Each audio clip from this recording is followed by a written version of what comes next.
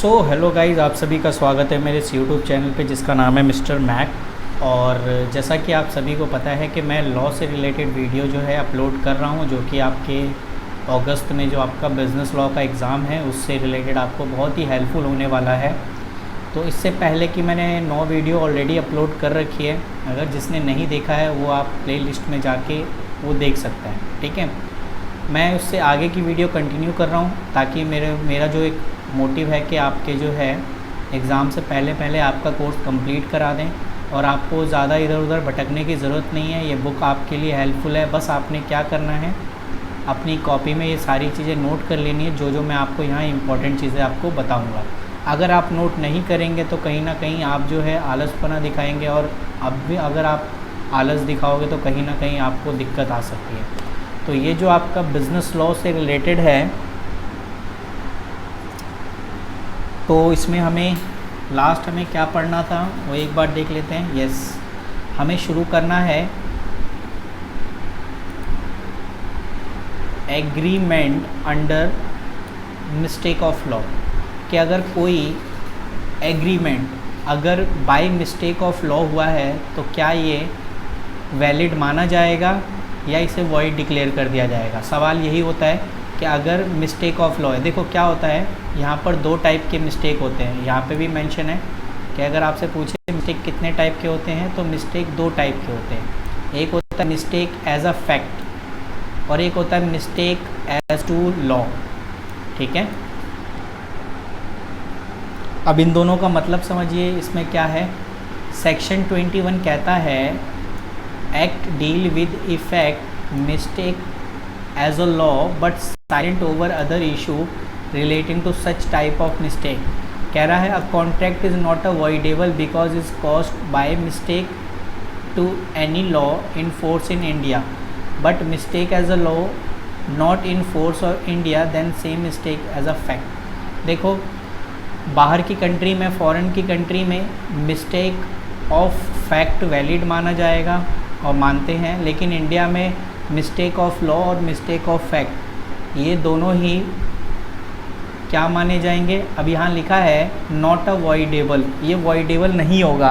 तो अगर हमारे पास कैटेगरी 3 होती है, वैलिड, वॉइड एंड वॉइडेबल। अगर ये वॉइडेबल नहीं है, यहाँ पर लिखा है वॉइडेबल नहीं होगा, तो या तो ये वैलिड हो सकता है या तो ये वॉइड हो सकता है। यहाँ पे कोई मेंशन नहीं कर रखा है कि ये वॉइड होगा, या ये मेंशन कर रखा है यहाँ पे वैलिड होगा। तो मतलब एक सिंपल सा सेंस तो मेरे को समझ में आ गया कि अगर मिस्टेक ऑफ लॉ है तो ये वॉइडेबल नहीं होगा, जो कि सेक्शन 21 में मेंशन कर रखा है कि अगर mistake of law and mistake of fact है। ठीक है, तो इस चीज़ को आपने ध्यान से समझना है। अब जैसे यहाँ लिखा है क्योंकि एग्ज़ाम्पल मैंने क्या कहा था, अगर आप इससे मेरी पहले की वीडियो देखें तो मैंने इन सबको कहा है कि देखो आपको 1.5 से 2 पेज लिखने पड़ते हैं, और 1.5 से 2 पेज आप इतनी छोटी सी कहानी को लिख के पूरा नहीं कर सकते। तो कहीं ना कहीं आपको बहुत सारे एग्ज़ाम्पल उसमें लिखने पड़ेंगे, तभी आपके पेजेस थोड़े से ज़्यादा बढ़ेंगे। तो आपको एग्ज़ाम्पल समझना है और एग्ज़ाम्पल के बिहाफ पे ही जो है यहाँ पर करना है। जैसे सपोज़ करो यहाँ लिखा है A and B make a contract grounded on erroneous belief that the particular debt is bear the Indian law of limitation. The contract is voidable. तो यहाँ पर देखिए, यहाँ पे देखा जाए कि यहाँ पे ये लिखा था कि A और B कॉन्ट्रैक्ट करते हैं grounded on the erroneous belief that a particular debt is beared by the Indian law of limitation. तो कहीं ना कहीं यहाँ पे फैक्ट जो है लॉ का रिलेटेड है। तो यहाँ पर देखो क्या लिखा है, यहाँ पे लिखा है answer the contract is not a voidable, ये वॉइडेबल नहीं होगा। तो भाई अगर ये वॉइडेबल नहीं है तो कहीं ना कहीं अब या तो ये वैलिड हो सकता है या वॉइड हो सकता है, लेकिन यहाँ लिखा है नॉट वॉइडेबल, क्योंकि सेक्शन 21 इसी चीज़ के बारे में बात करता है कॉन्ट्रैक्ट में। ठीक है, चलिए बढ़िया। इसमें और कुछ नहीं आपने पढ़ना है। अब इसमें एक टॉपिक आ जाता है, एक टॉपिक ये भी है कि एग्रीमेंट बाय वे ऑफ वेगर। वेगर मतलब एक तरीके से आप जुआ लगा रहे हैं, जुआ वगैरह जो खेलते हैं उसको वैगर कहते हैं, सट्टेबाजी जिसे हम कहते हैं नॉर्मली। तो अगर आप कोई भी कॉन्ट्रैक्ट है जो सट्टेबाजी से रिलेटेड है, वो आंख बंद करके वो वॉइड डिक्लेयर कर दिया जाएगा, उसे कोर्ट की परमिशन नहीं मिलेगी, ठीक है ना। तो यहाँ पर भी ये बात लिखी हुई है कि सेक्शन 30 कहता है Indian contract act agreement by way of wager are void एब को वोटो, यानी ये कह रहा है अगर आपका कोई भी एग्रीमेंट वैगर है, यानी अगर कोई भी सट्टेबाजी आप कर रहे हो तो वो वॉइड डिक्लेयर किया जाएगा, ठीक है ना। And for the recovery of amount shall not be tenable and section not be defined the wager, what is the wager, ठीक है ना। तो आप जो भी जुए वगैरह खेलते हो वो सारी चीज़ें, अगर आप किसी से कोई कॉन्ट्रैक्ट करते हो जिसमें आप कहते हो कि देख भाई बारिश हुई तो मैं तेरे को 500 रुपये दूंगा, अगर बारिश नहीं हुई तो फिर जो है मैं तेरे को वापस 500 रुपये कर, यानी अगर हुई तो मैं तेरे से लूँगा और अगर नहीं हुई तो मैं तेरे को 500 रुपये। तो ये एक तरीके का वैगर ही है, जुआ ही है।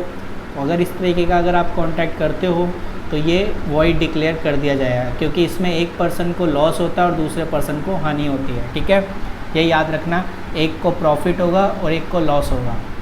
ये मैं इसलिए कह रहा हूँ क्योंकि आगे एक कॉन्टीजेंट कॉन्ट्रैक्ट है, उसके बारे में जब हम इसे समझेंगे तब आपको क्लियर हो जाएगा कि मैं ये बात क्यों कह रहा हूँ कि एक को प्रॉफिट होगा और दूसरे को लॉस होगा, ठीक है ना। तो जुए में यही होता है कि एक पार्टी को जो है लॉस होता है और एक पार्टी को प्रॉफिट होता है। अब देखो जो वैगर एग्रीमेंट होता है, ठीक है, उसमें कुछ कैरेक्टरिस्टिक है, यानी कुछ विशेषताएं हैं जिनके बारे में हमें यहाँ पढ़ना है। और ये जो भी पॉइंट्स मैं यहाँ हाईलाइट कर रहा हूँ ये एग्ज़ाम के पॉइंट ऑफ व्यू से इम्पॉर्टेंट है, तो आप अपनी कॉपी में भी इसे नोट कर सकते हैं। तो इसमें लिखा है, पहला इसकी विशेषता ये है कि it is a promise to pay money और वर्थ मनी, यानी इसमें प्रॉमिस किया जाता है कि वो उसे पे करेगा। जैसे अभी मैंने बोला बारिश हुई तो मैं तेरे को पैसा दूंगा, तो इसका मतलब है it is a promise to pay money और वर्थ, जो मनी के वैल्यूएबल में हो। बी पॉइंट कह रहा है the promise depend upon happening और नॉट हैपनिंग इवेंट, यानी ये प्रॉमिस डिपेंड करता है कि वो होगा और नहीं होगा। जैसे अभी मैंने कहा ना बारिश होगी या नहीं होगी, यानी हैपनिंग और नॉट हैपनिंग पे डिपेंड करता है। अगर हुआ तो एक पार्टी जीत जाएगा, दूसरा पार्टी हार जाएगा, और अगर नहीं हुआ तो दूसरा पार्टी जीत जाएगा, पहला पार्टी हार जाएगा, ठीक है। और ये जो इवेंट होता है ये होता है डिपेंड ऑन अनसर्टेन। अनसर्टेन का मतलब एक सर्टेन है कि वो होगा ही होगा, और अनसर्टेन का मतलब है कि हो भी सकता है और नहीं भी हो सकता है। अब जैसे सपोज़ करो मैंने अभी बारिश का एग्जांपल दे रहा हूँ, तो बारिश हो भी सकती है। अगर आप दिल्ली में रह रहे हो तो देख लो कि बादल छाए हुए होते हैं लेकिन बारिश नहीं होती है, तो यहाँ पर अगर कोई लगाना चाहे तो लगा सकता है कि भाई बादल तो छाए हुए हैं लेकिन बारिश होगी नहीं होगी कुछ पता नहीं। तो ये डिपेंड अनसर्टेन है कि कुछ पता नहीं, हो भी सकता है और नहीं भी हो सकता है। तो ये इस चीज़ पे डिपेंड करता है, ठीक है ना। यहाँ एक एग्जांपल दिया हुआ है जो कि अभी मैं आपसे एग्जांपल की बात कर रहा था। तो आप देखो इसमें लिखा है ऑन अ क्लाउडी डे, ठीक है ना। बादलों का एक तरीके से कह सकते हैं कि आसमान में बादल छाए हुए थे। ए बेट 10 रुपीज़ विद बी, ए जो है बेट लगाता है किससे, बी से, किस बारे में, विल बी रेन, ठीक है ना, कि बारिश होगी। And being view that it shall not be rain, और बी ने कहा कि भाई नहीं होगी। तो ए से to B if rain he will receive 10 रुपये फ्रॉम बी, अगर बारिश हुई तो बी ए को 10 रुपये देगा, बट डज नॉट तो ए पे करेगा बी को।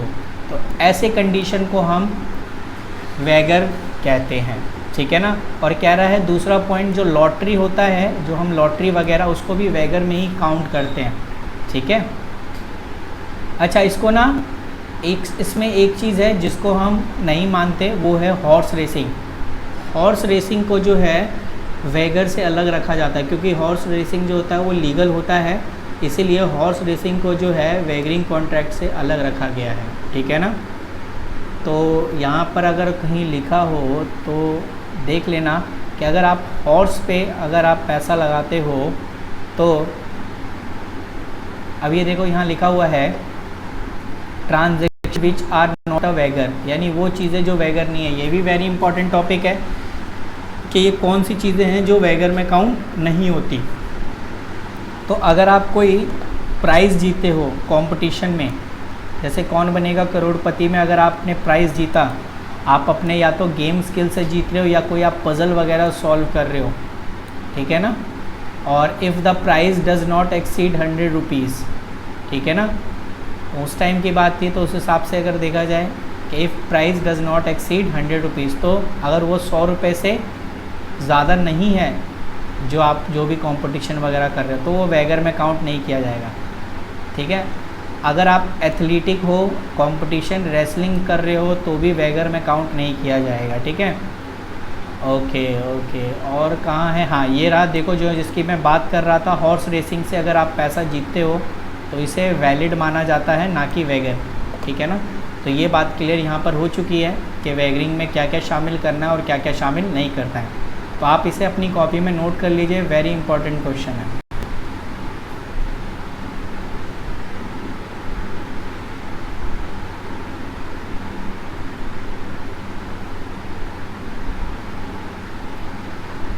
ये वेरी इंपॉर्टेंट है, वैगर एंड कॉन्टीजेंट कॉन्ट्रैक्ट में क्या डिफरेंस है, ठीक है ना। यानी वैगर यानी जो आप सट्टेबाजी है, और कॉन्टीजेंट कॉन्ट्रैक्ट है, इन दोनों में क्या डिफरेंस है, ये चीज़ें हमें यहाँ पर देखने को मिलेंगी। तो अगर मैं कॉन्टीजेंट कॉन्ट्रैक्ट की बात करूँ तो ये सेक्शन 31 कहता है, क्या कहता है, वैगरिंग जो वैगर होता है, यानी वैगरिंग कॉन्ट्रैक्ट जो होता है, वैगरिंग एग्रीमेंट, कॉन्ट्रैक्ट तो नहीं बोल सकते, वैगरिंग एग्रीमेंट जो होता है वो सेक्शन 30 की बात करता है, जो वैगरिंग और जो कॉन्टीजेंट कॉन्ट्रैक्ट होता है वो सेक्शन 31 की बात करता है। तो अगर आप सेक्शन में कंफ्यूज हो रहे हो तो पेपर में मत लिखना सेक्शन भाई, क्योंकि अगर आप सेक्शन में ऊपर नीचे कर देंगे तो आपका पूरा का पूरा आंसर जो है काट दिया जाएगा। इसलिए मेरा तो यही सजेशन होगा आप सभी को कि आप जो है सेक्शन ना लिखें, बस उसको एक्सप्लेन करें। तो देखो कॉन्टीजेंट कॉन्ट्रैक्ट क्या होता है, contingent contract as a contract to do और not to do something if event collateral such a contract does not or does not happen. देखो कॉन्टीजेंट कॉन्ट्रैक्ट वो कॉन्ट्रैक्ट होता है, ठीक है ना, जिसमें वो कह रहा है कि वो पे करेगा इफ़ समथिंग सम इवेंट, यानी अगर कुछ चीज़ हुई, ठीक है ना, और अगर नहीं हुई तो वो पे नहीं करेगा इस चीज़ में। इसका एग्जांपल अगर आप देखो, अगर आप कंफ्यूज हो रहे हैं इसमें, तो आप इसका एक एग्जांपल देख सकते हो, इंश्योरेंस कंपनी। इंश्योरेंस कंपनी के साथ जो हम कॉन्ट्रैक्ट करते हैं वो कॉन्टीजेंट कॉन्ट्रैक्ट ही कहा जाता है। देखो वो वैगर एग्रीमेंट था, यानी वो कॉन्ट्रैक्ट नहीं बनता क्योंकि उसे कोर्ट से परमिशन नहीं मिलती है, ठीक है ना। और जो आपका कॉन्टीजेंट कॉन्ट्रैक्ट है, इसका मतलब ये एक वैलिड कॉन्ट्रैक्ट है।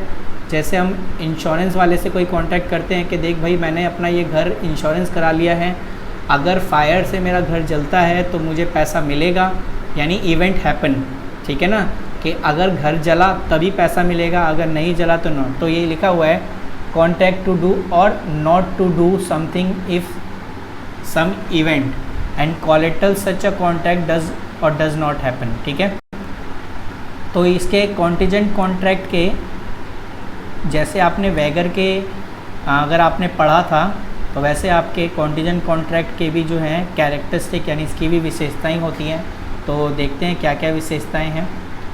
कह रहा है contingent contract is to be perform upon the happening और not happening if some in a future, यानी फ्यूचर, यानी कॉन्टीजेंट कॉन्ट्रैक्ट डिपेंड करता है फ्यूचर में वो इवेंट होगा या नहीं होगा।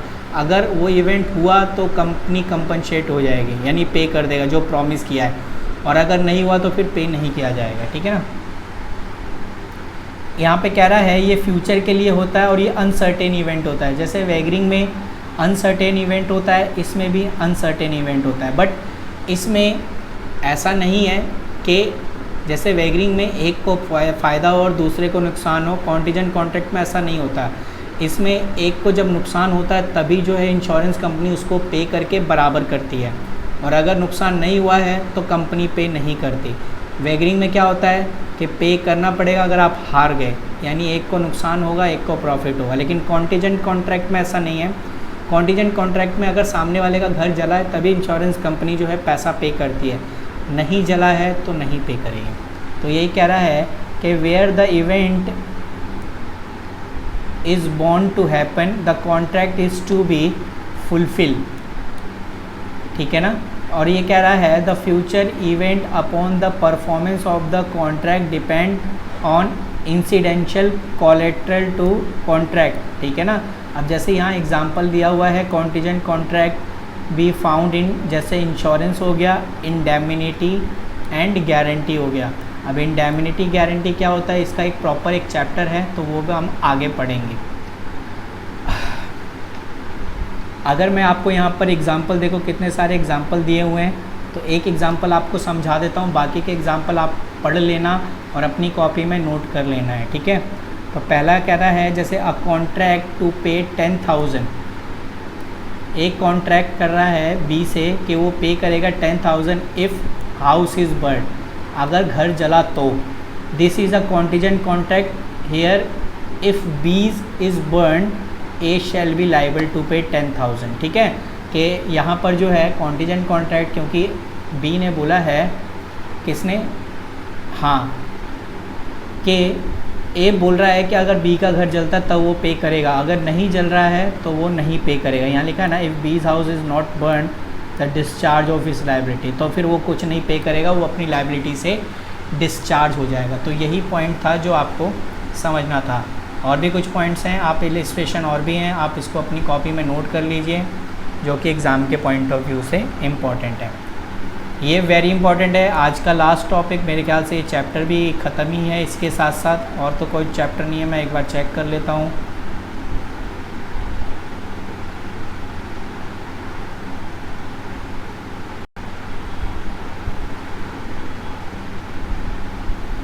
नहीं है, मेरे ख्याल से तो नहीं है, बस जितना था वो आपको मैंने करा दिया है।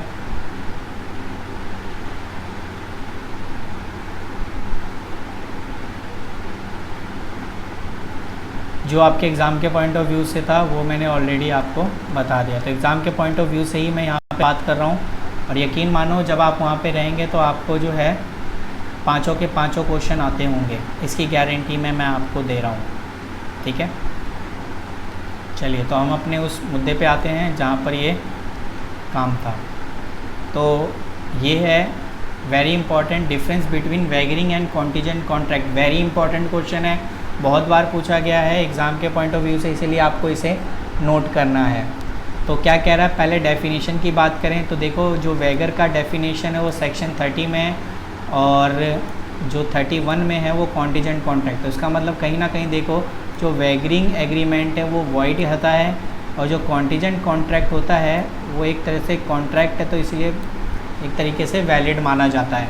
तो ये बात तो पहले में आप लिख सकते हो कि पहले आप वैगरिंग का आप डेफिनेशन लिख सकते हो या मीनिंग लिख सकते हो, या आप कॉन्टीजेंट कॉन्ट्रैक्ट मीनिंग। और आप पेपर में ऐसे मत लिखना, ऐसे में आपको नंबर नहीं मिलते। आपने एक कॉलम बनाना है, एक तरफ आपने लेफ्ट हैंड साइड में वैगरिंग एग्रीमेंट और दूसरी तरफ आपने कॉन्टीजेंट कॉन्ट्रैक्ट रखना है। तो पहला तो आप डेफिनेशन लिखोगे, दूसरा है नेचर, कह रहा है wager is an agreement only, contingent contract is a contract. ये तो बात हमें यहाँ पे क्लियर हो गई, बहुत इजी सा है। जो वैगर होता है वो एक तरीके का एग्रीमेंट होता है, वो कॉन्ट्रैक्ट नहीं बनता क्योंकि वो इलीगल है, ठीक है ना। और यहाँ पर जो कॉन्टीजेंट कॉन्ट्रैक्ट होता है ये प्रॉपर एक कॉन्ट्रैक्ट है जो एक की वैल्यू बढ़ाना जाता है। अब बात करते हैं तीसरा प्रॉमिस का, कि प्रॉमिस इसमें कैसा होता है। तो कह रहा है in a wagering agreement both party agreement promise to each other. देखो, जो सट्टेबाजी होती है उसमें दोनों लोग जो है प्रॉमिस करते हैं कि भाई अगर ये हुआ तो मैं पे करूँगा, ये नहीं हुआ तो तू पे करेगा। लेकिन अगर मैं बात करूँ कॉन्टीजेंट कॉन्ट्रैक्ट में, इसमें सिर्फ एक ही बंदा प्रॉमिस करता है। जैसे अभी मैंने बोला था कि वो उसे पे करेगा अगर घर जला, ठीक है ना। अगर नहीं जला तो इसका मतलब नहीं है जो घर का ओनर है वो पे करेगा, ऐसा कुछ नहीं है। तो सिर्फ एक ही बंदा प्रॉमिस करता है कि वो अगर घर जलेगा तो ही पे करेगा। तो यहाँ पर ये देख लेना, उसमें बोथ पार्टी प्रॉमिस करते हैं, इसमें एक पार्टी प्रॉमिस करता है। ओनली प्रॉमिसर प्रॉमिस करता है इसमें कॉन्टीजेंट कॉन्ट्रैक्ट में। रिज़ल्ट की बात करें तो रिज़ल्ट में आपको मैंने बताया था वैगरिंग एग्रीमेंट में एक को लॉस होता है और अदर पार्टी को क्या होता है, गेन होता है।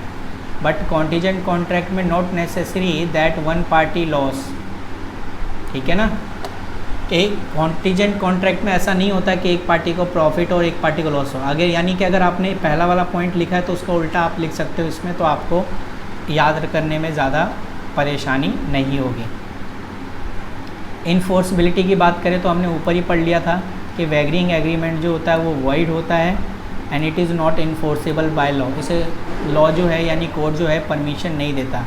लेकिन कॉन्टीजेंट कॉन्ट्रैक्ट एक वैलिड कॉन्ट्रैक्ट होता है, इसीलिए इसे जो है इन्फोर्स किया जा सकता है।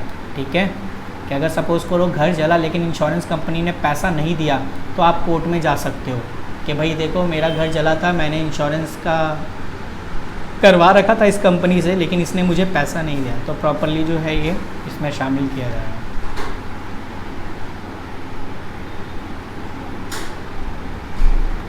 तो ये पॉइंट आपके क्लियर हो गए हैं। तो ये चैप्टर आपका ख़त्म है। अगली क्लास में चैप्टर 2 है यानी यूनिट 2 है, मैं चेक कर लेता हूँ। हाँ, lesson 2 discharge of a contract. ठीक है ना, तो ये मैं आपको अगली क्लास में कराऊंगा जो कि वेरी इंपॉर्टेंट है। ठीक है, तो आज की क्लास यहीं ख़त्म होती है। वैसे भी वीडियो बड़ी लंबी हो चुकी है, तो आपको समझ में आया होगा, और अगर नहीं समझ में आया तो एक बार और वीडियो को देखेंगे तो ज़रूर आपके पल्ले पड़ जाएगा। और अगर आप नए हो तो कहीं ना कहीं आपको पहले बेसिक की चीज़ें सीखनी होंगी, तो पहले आप पीछे की वीडियो देख लेना, उसके बाद आपने ये वीडियो देखना है। ठीक है, और अगर आप फिर भी नए हो तो भाई चैनल सब्सक्राइब करना तो बनता है, बाकी आपकी मर्ज़ी है। अगर आपको पसंद ना आए तो मत करना यार, कौन सा कुछ हो जाएगा अपना। मिलते हैं आपसे अगली वीडियो में।